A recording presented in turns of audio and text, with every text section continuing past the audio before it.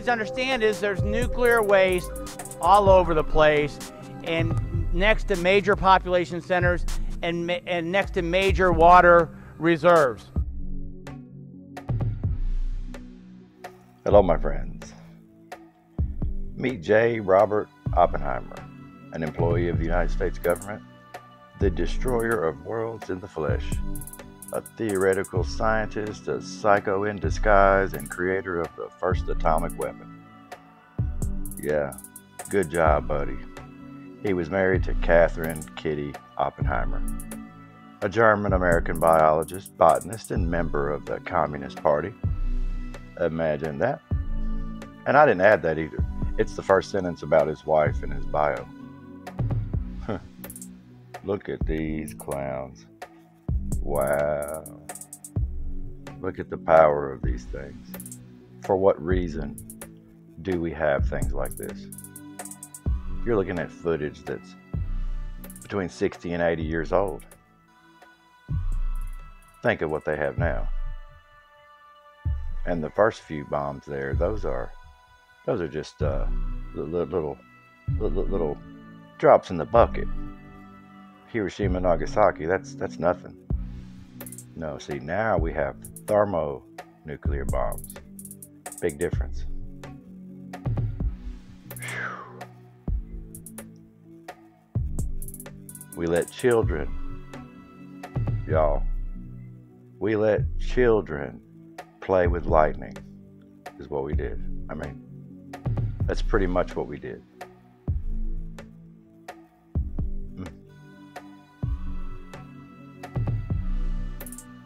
Beautiful.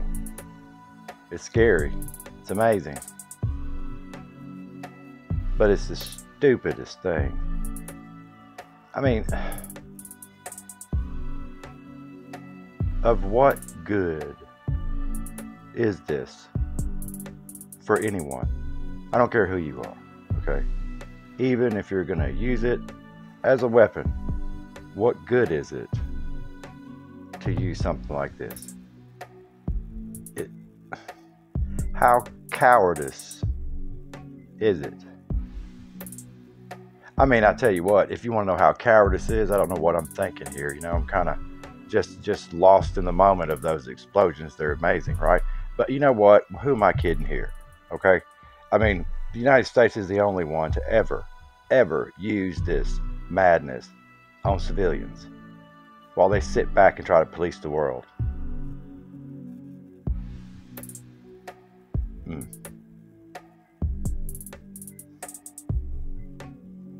Look at this guy. What an idiot. An atomic energy power plant has already proved feasible. The future supplying of electric power to entire cities is far from impossible. Today, atomic scientists produce radioactivity in large amounts. Radioactivity and radioactive materials have many peacetime uses. But we know, too, that they can be used harmfully, as in atomic bombs. The chance of your being hurt by an atomic bomb is slight. But since there is a chance, you must know how to protect yourself. To protect yourself, you have to know what the bomb does.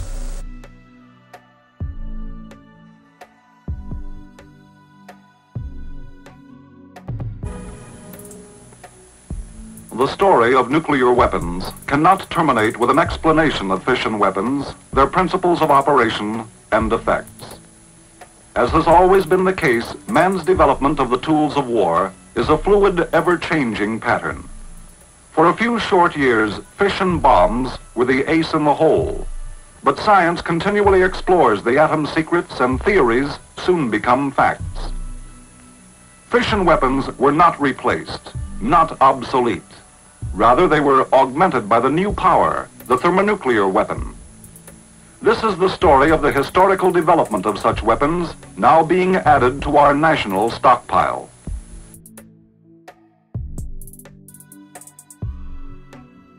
Invested billions of dollars in Yucca Mountain, and it's been found to be safe. We've been preparing and planning for Yucca for disposal since 2002. We have high-level nuclear waste all over this country, and we need it in one centralized location. It's been our policy that that would be Yucca Mountain, an isolated area in Nevada, in the desert, 90 miles from Las Vegas, underneath a mountain, in the desert, in one of the most arid places in this country. The United States has, through use of the Pacific Proving Grounds and Nevada Test Site, culminated years of laboratory work and research and taken great strides forward in the field of nuclear weapons.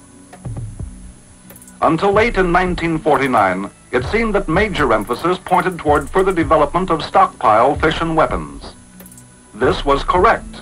However, it was but a part of the story. Scientists knew the blueprint for mass and energy. They knew how to cause the splitting or fission of heavy atoms to produce an explosive chain reaction in the case of oralloy and plutonium. When fission occurs, the total mass of the two fragments is less than that of the original mass. That difference is energy. Fusion, as the term implies, is a fusing together of two atoms into a single nuclear unit, the direct opposite of fission. Films with much greater precision. Those are high-energy X-rays running down the cable and vaporizing the cable. And he found that the measurements made decades ago over the Pacific Ocean and Nevada desert were inaccurate. The best they could do in the 50s was on the order about plus or minus 7, maybe 10%. So we're talking maybe plus or minus 100 kilotons for a 1 megaton shot. A kiloton is an explosion equivalent to 1,000 tons of TNT. 100 kilotons is about 6 times bigger than the bomb which leveled Hiroshima, killing a third of the population. Temperatures can reach anywhere from about 10 million degrees up to about 15 million degrees initially. Degrees Kelvin, very hot. If you've been following the nuclear crisis in Japan, you've probably heard a good deal about spent fuel rods and how they figure into the threat of radiation exposure. Our Mary Snow has been looking into how those fuel rods work in Japan and here in the United States. So what are you finding out, Mary? Well, Wolf, one thing that the United States and Japan have in common is that there is no long-term storage facility for used nuclear fuel. Those spent fuel rods you just mentioned, they're stored at power plants.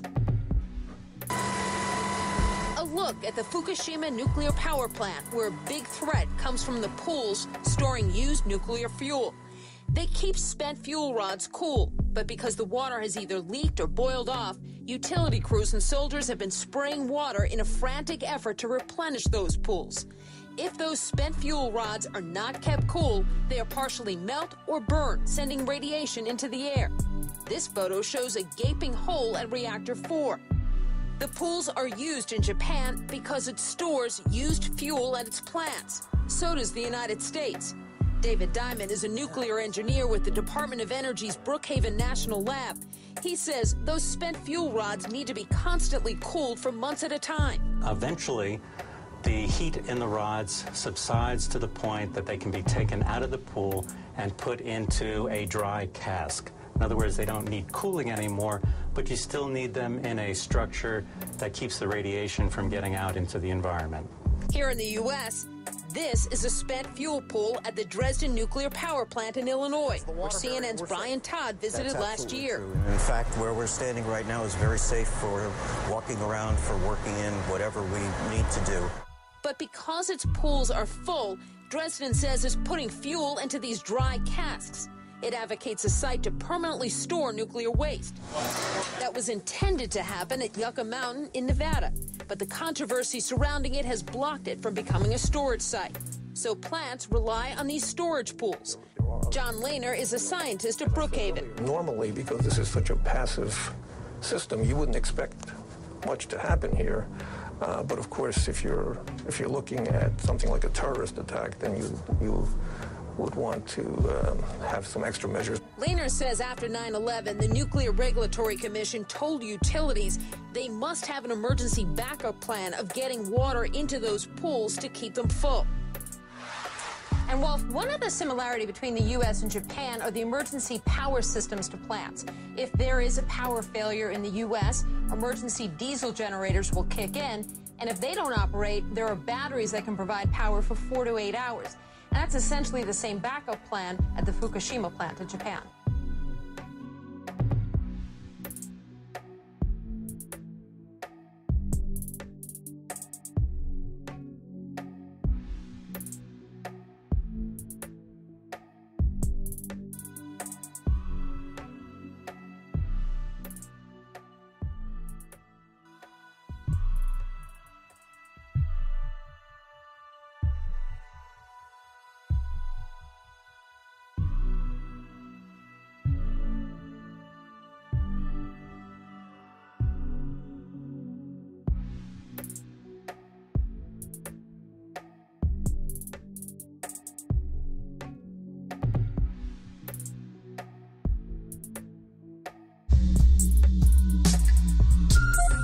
has received more than 10,000 shipments. It has in place more than 80,000 cubic meters of defense transuranic waste, so it's accomplished something. But it's supposed to accommodate more than twice as much waste that is currently there. It's supposed to dispose of the waste, be decontaminated and decommissioned so that we can demonstrate technically and to the public that we actually can do that. Never been done anyplace in the world.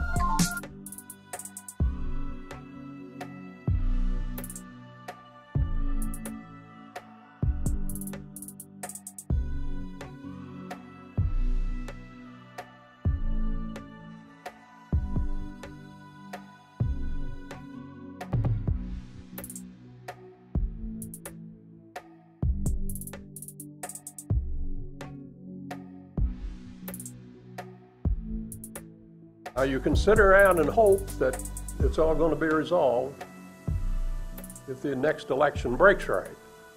And that's been exactly the hope for 40 years, and it hadn't worked. Now we got a problem. We got a problem in this country that is very, very difficult to solve. We don't know if we got the answers here. If you're looking for the best solution, you will be on that search for the Holy Grail, and you will never get there. If you stand around and insist on yucca, yucca, yucca, which people have been insisting on for a long, long time, but have not been able to pull it off, we think the result of that is an impasse, a failure to solve the problem. Where do you go? Everybody in. So basically what you're seeing there is salt, that's rock. You can hit that with a hammer and it'll ring like a bell. We're going to go through an airlock here. And these airlocks, the reason we have them is we have 4 different ventilation splits. And then all those areas are kept separate. Some of it is to control the possibility of, if you had a release of some sort, of controlling that ventilation and that release. And some of it is just literally to be able to control the air because you've got a finite amount of air.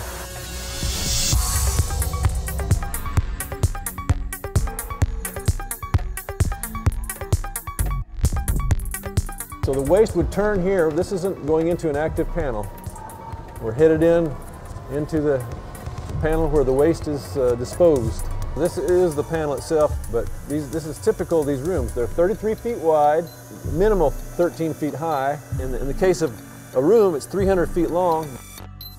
So the RH waste is brought down in this room, and then these pistons, the rams, push it into the hole. And there's interlocks and there's shielding associated with that to protect the workers. They leave the shield in place and they come in and they pull the piston back and they put that shield plug in place and then they push that in also. So here's the CH waste stack. Here's your contact handled waste. Basically, we want to emplace this. It's not storage, it's disposal. It's permanent disposal.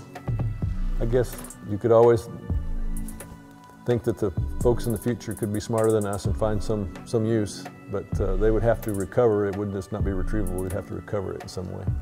Basically, we want to make sure that we communicate with the future, what we've stored underground, what those dangers may be underground.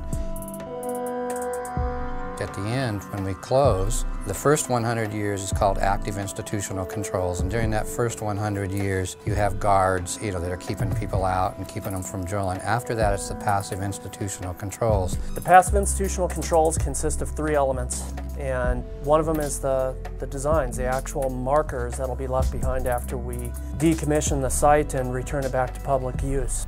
So during the first 100 years, we would be building the passive institutional controls piece, which is the markers, the rooms, putting on the languages, telling the message. We're talking thousands of years here. We may not have a United States in 3,000 years. It may be it may be split up among several countries. Who's to say? I mean, all those possibilities have to be considered.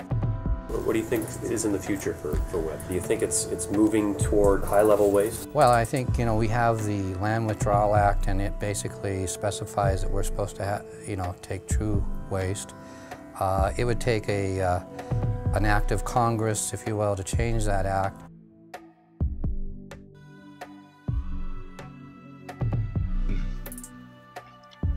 What the hell kind of special, stupid person thinks that that's going to be done? That it's crazy to even suggest, right? That for 100 years after they close the vault, somebody's going to be there guarding the place, and then there's things put in for after that, like one person rules the world and everybody does what they're supposed to do at all times.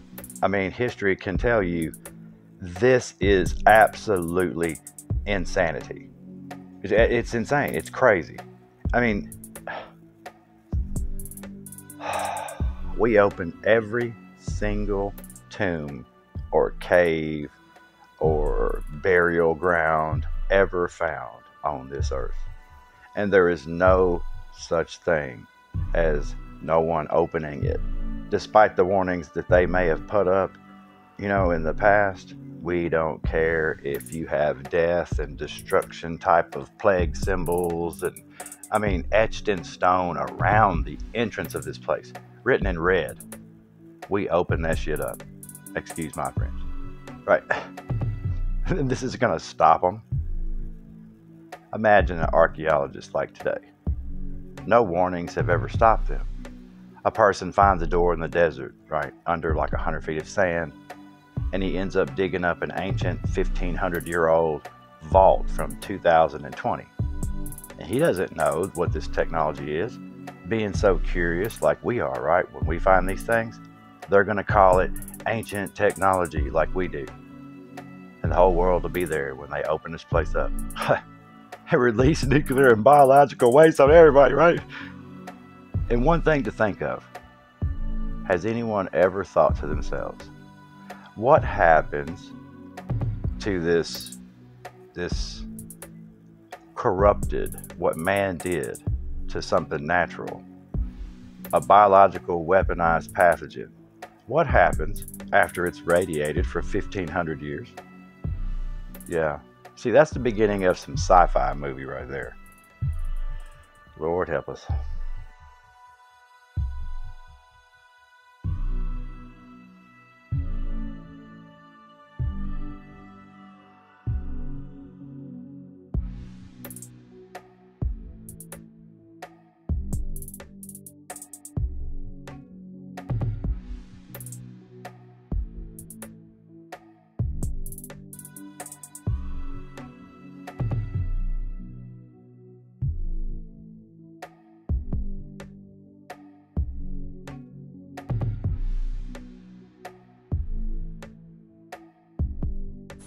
The emergency capability weapons that were being hurriedly built for the stockpile were proof tested at Bikini and Enewetak atolls in the early months of 1954 during Operation Castle. In addition, valuable information was gained which was to lead to a new family of thermonuclear weapons of improved design and quality. Castle had 4 objectives. 1, assurances that emergency capability weapons did, in fact, fulfill the requirements placed on them. 2, an evaluation of dry versus wet thermonuclear fuels. 3, reduction of size and weight in future weapons. 4, obtain effects data on large-yield weapons.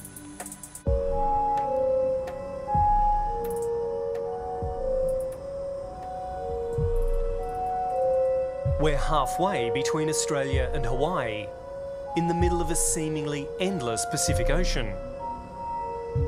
Below us, chains of mostly uninhabited islands that together form the nation of the Marshall Islands. Well, we've just passed Bikini Atoll, known around the world for 23 atomic tests during the 1940s and 50s. But where we're going is much more remote, a place where nearly twice as many tests were carried out. Some the biggest in human history. Few people have heard of Enewetak, but it's the ground zero of US nuclear testing in the Pacific. The welcome sign hints at what we've come to see, but when you know what it really is, few would want to visit this place.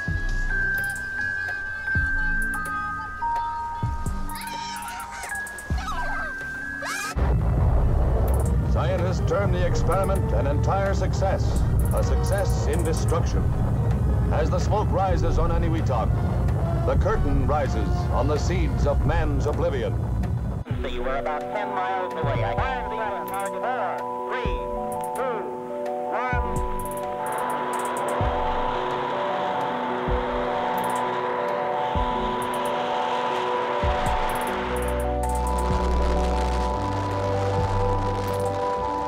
From 1946 to 1958, the United States detonated dozens of atomic bombs in the Marshall Islands.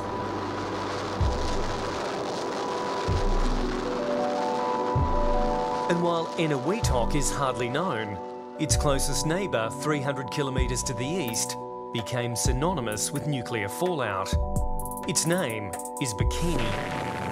On Bikini Island, over 3 miles from the point of birth. On the water, you can see the shock wave coming toward the camera. Watch those palm trees in the foreground.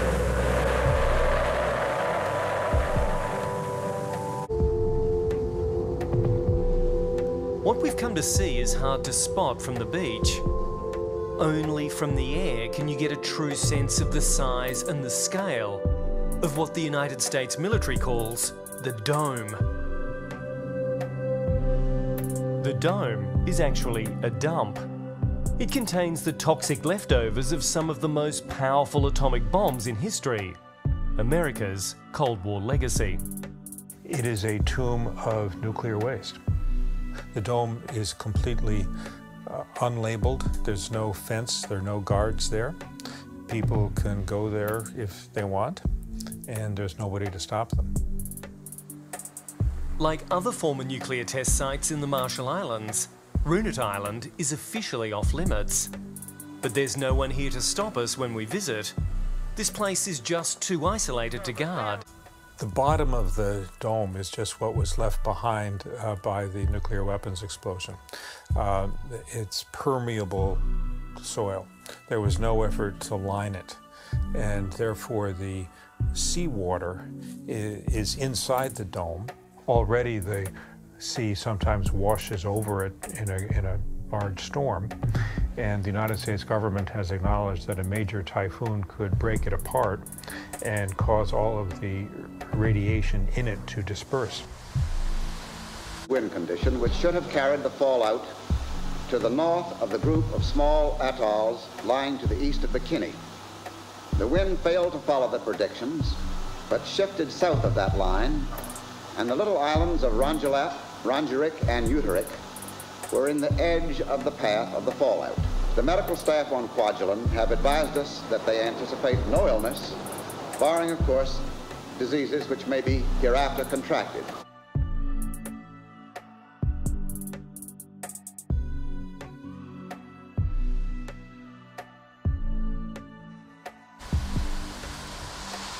You can see why Runit's remoteness made it seem like a good place for the dome and its contaminated contents. But like most of the islands of the Marshalls, Runit is barely a metre above sea level at its highest point. When this dome was built in the late 1970s, there was no factoring in sea level rises caused by climate change. Now, every day when the tide rolls out, as it is now, radioactive isotopes from underneath the dome roll out with it.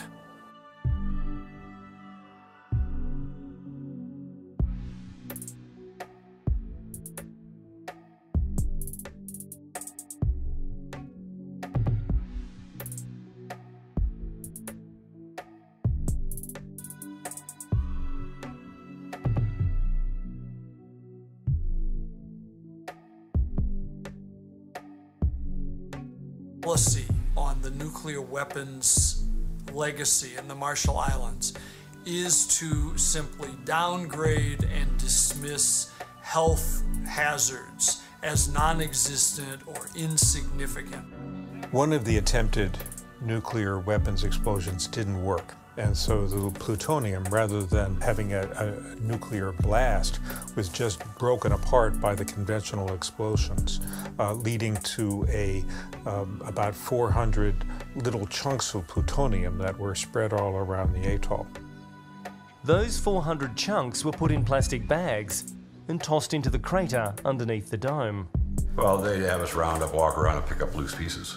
for instance, and just gather up whatever we could, throw it in a pile. And I never had any clue that dust could literally get into your lungs. But these guys were dealing with that every day. All of us were. We all were. Declassified US government documents revealed that Washington knew that troops would be exposed to plutonium on Runit Island. This secret cable from 1972 talks about the existence of solid plutonium-bearing chunks on the island's surface. It warned that the quantity of plutonium was undoubtedly large, and that it presented a new and serious concern. People in the United States would not tolerate something like this in their own backyard right now, or any time. That's why it's up there. It's astounding that it is there.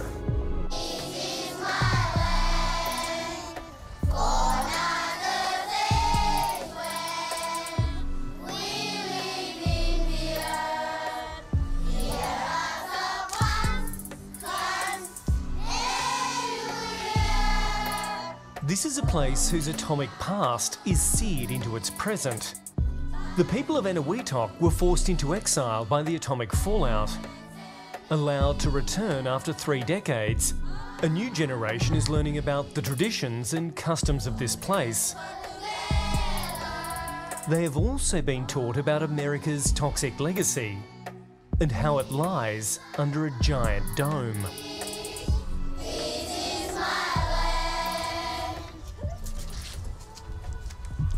They understand. Somehow they understand that we have a poison in our island. That is what they call poison. They know that there's a tomb because they have been there. So the dome, you call it the tomb? We call it the tomb. When they did what they did to Japan back in the 40s, and they justified it by something that, you know, hey, their justification was their justification, whether or not events took place the way that they say they did or not. The fact of the matter is, you fight militaries, not civilians. No one freaked out about them doing that to hundreds of thousands of people. Nobody freaked out. So they got away with it. When they built their first reactors, they melted down, had a huge issue. Nobody, there was no outrage and say, shut them down. You see, all that money being spent for people to shut their mouths. This is what happens. This is what the world turns into. Things like this, weapons like this, places like this deserted now. Things that should have never been created. They test you. You know, oh, we found cocaine in the White House. That's a test. I mean, you know, who does that? That's childish, number one, right? To even say that you found it, right? Throw it in trash, whatever, okay? I mean, how stupid is that? I mean, you know, if you think about it, okay, just for a second, it's just to throw you off again. It's another trending story, okay? We know that we have free energy. Why can't everyone get together and say, okay, you want everything to be green.